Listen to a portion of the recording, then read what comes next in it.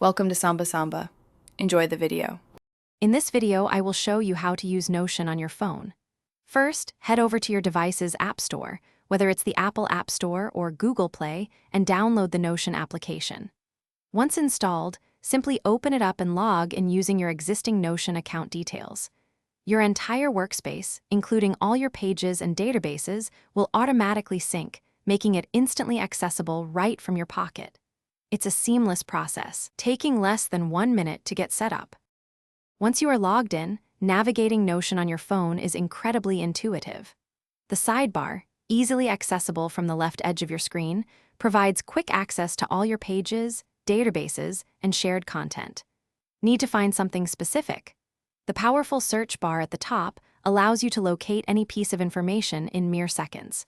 You can also effortlessly switch between multiple workspaces if you manage more than one, all with just a simple tap. Notion's mobile app empowers you to create and edit content efficiently, even when you are away from your computer. You can add new pages, databases, or any type of block directly from your phone screen. Editing existing text, images, and other content is straightforward, with a user-friendly interface designed for touchscreens. Plus, leverage Notion's extensive template library to quickly structure new notes or projects, saving you valuable time and effort.